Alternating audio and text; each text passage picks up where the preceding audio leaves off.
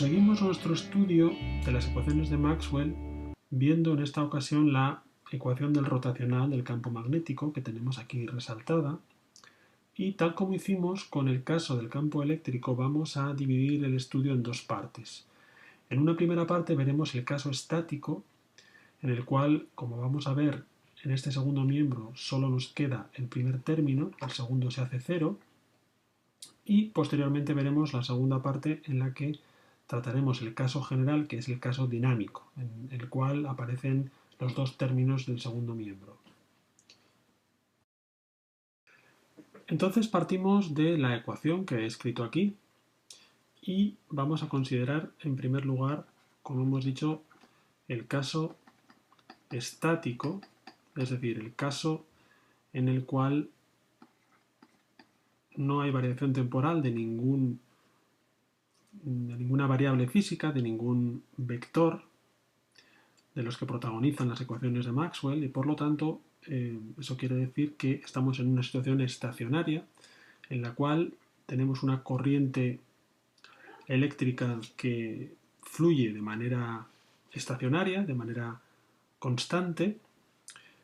y los campos eléctrico y magnético son también constantes en el tiempo. Por lo tanto, todas las derivadas con respecto al tiempo se hacen cero, y en particular este segundo término del segundo miembro de la ecuación se nos hace cero. Por lo tanto, podemos escribir sencillamente la ecuación sin el segundo término, diciendo que el rotacional del campo magnético H es igual al vector densidad de corriente eléctrica, densidad superficial de corriente eléctrica J. Bueno, como sabemos, podemos expresar el campo magnético inducción magnética B como mu sub 0 por H para el caso del vacío, y por lo tanto podemos escribir la ecuación también como rotacional del campo B igual a mu sub 0 por el vector J. Bien, entonces ahora vamos a considerar una superficie cualquiera en el espacio que está limitada por un contorno, que puede ser, por ejemplo, este contorno, vamos a llamarlo C, este contorno, y esa superficie limitada por el contorno, vamos a dibujarla por aquí, por ejemplo, una cosa así, una especie de cáscara, ¿verdad? Bueno, os la imagináis, ¿no?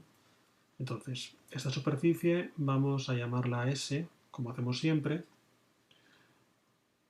y vamos a darle un poquito más de sensación de perspectiva. Bueno, entonces, esta superficie S está limitada por un contorno C, es una superficie que no es plana en general,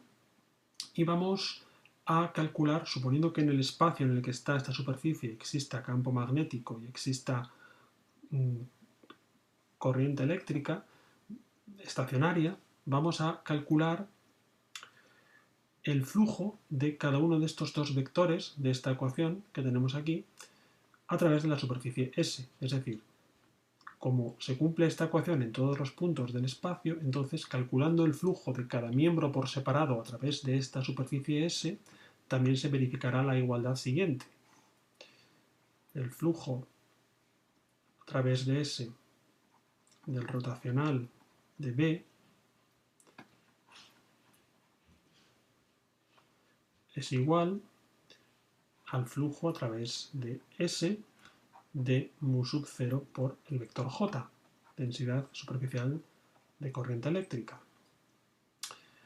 Eso, como digo, es el flujo de ambos miembros a través de esta superficie S. Es decir, habrá una corriente que tendrá sus líneas de corriente por aquí,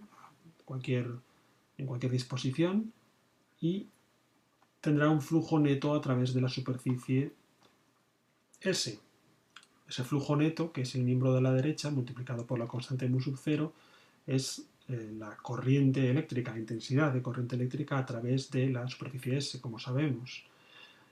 Por otra parte, si ahora aplicamos en el miembro izquierdo el teorema de Stokes, ¿de acuerdo? Lo que tenemos es que esta integral de flujo se convierte en una integral de circulación a lo largo del contorno C, recorrida en este sentido, ¿de acuerdo? De el campo B a lo largo del contorno C, como digo, y sigue siendo igual a la integral de flujo de la derecha, que la puedo poner como mu sub 0, que sale fuera de la integral doble, por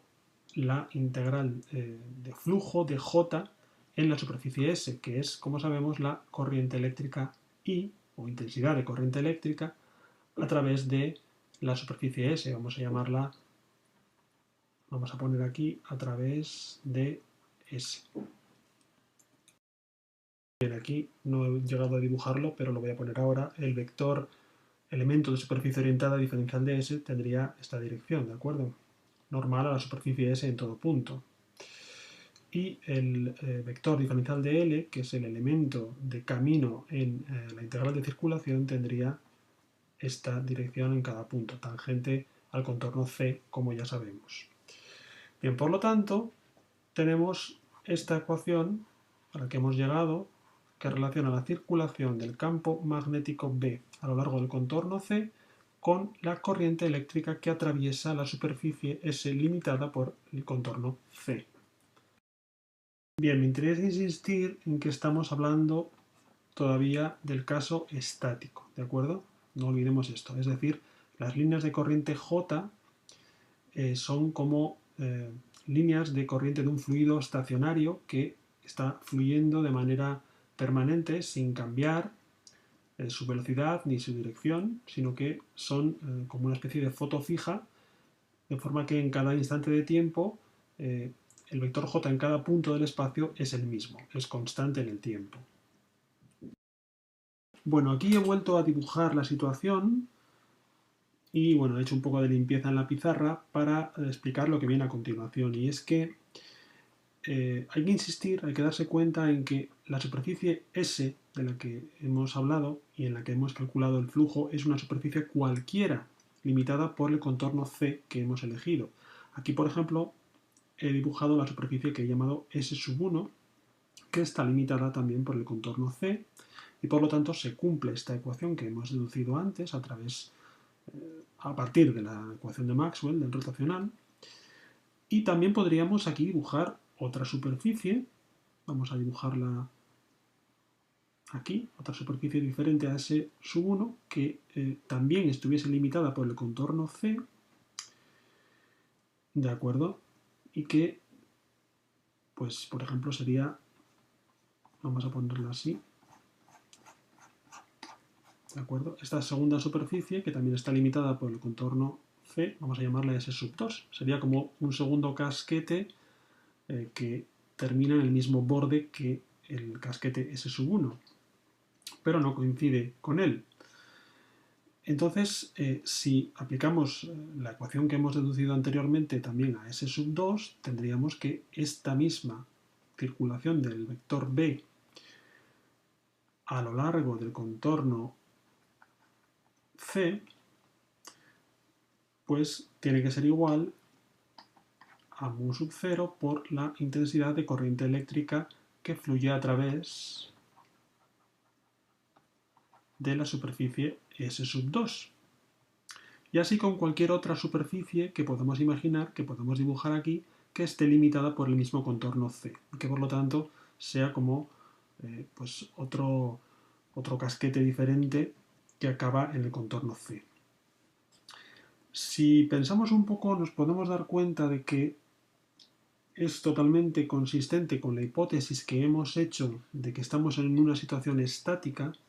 el hecho de que la intensidad de corriente a través de cualquier superficie, ya sea S1 o S2, limitada por el mismo contorno C, sea la misma. Porque si eso no fuera así, es decir, si la intensidad de corriente I a través de S sub 1 fuera diferente, por ejemplo, fuera mayor que la intensidad de corriente a través de la superficie S sub 2, eso querría decir que entre S sub 1 y S sub 2 habría una situación de acumulación de carga eléctrica, porque no toda la corriente que entra sale, digamos que no toda la corriente que entra en el volumen formado por S sub 1 y S sub 2 entrando por la superficie S sub 1 sale por la superficie S sub 2 de ese volumen. Por lo tanto, habría una acumulación progresiva de carga eléctrica dentro de ese volumen, lo cual querría decir que habría un campo eléctrico que iría variando en el tiempo asociado a esa carga eléctrica que va aumentando en el tiempo, en contra de la hipótesis de situación estática que hemos hecho en un principio. Así pues vemos que es totalmente consistente. Bien, esta situación estática de la que estamos hablando es lo que se suele denominar magnetostática y es la situación en la que existen corrientes eléctricas constantes, estacionarias en el espacio, que crean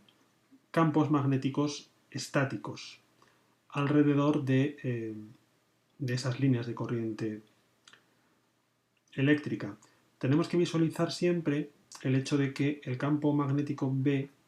como sabemos, forma líneas cerradas sobre sí mismas por la ecuación de la divergencia del campo magnético, como ya vimos, y entonces esas líneas de campo, a las cuales es tangente el vector B en cada punto,